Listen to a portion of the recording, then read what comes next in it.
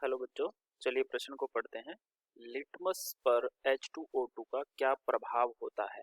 Litmus पत्र तो हम जानते हैं दो तरह के होते हैं। इस पर H2O2 का क्या प्रभाव होता है बताना है। मुख्य अवधारणा, और मुख्य अवधारणा में हम लिखेंगे H2O2 की प्रकृति, कि वो अम्लीय होता है या क्षारीय होता है। तो देख लेते हैं। हमारे पास जो H2O2 दे रखा है इसको हम कहते हैं हाइड्रोजन परऑक्साइड। हाइड्रोजन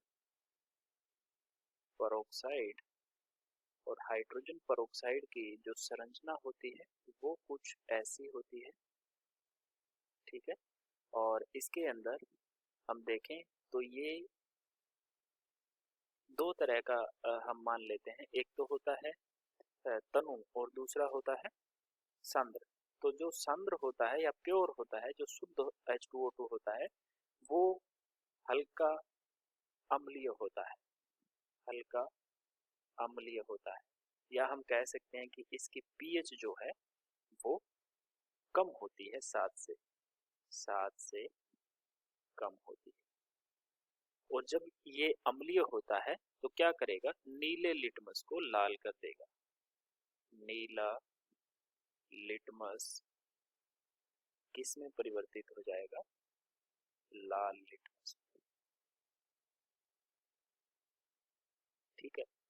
और ये जो तनु होता है इसको अगर जल में मिला दिया जाता है तो इसकी प्रकृति बदल जाती है, ये उदासीन हो जाता है। ये उदासीन प्रवृत्ति का होता है। इसका पीएच जो है वो 7 होता है। 7 पीएच वाला उदासीन प्रकृति का होता है। तो ये लिटमस को प्रभावित नहीं करता। लिटमस अप्रभावित रहता है अगर ये तनु है तो, जल में मिला हुआ है। अन्यथा हमें सीधा पूछा गया है कि H2O2 का क्या प्रभाव है, तो हम कहेंगे कि वो नीले को लाल कर देगा, हल्का अम्लीय होता है। आशा करते हैं आपको समझ आया होगा। धन्यवाद।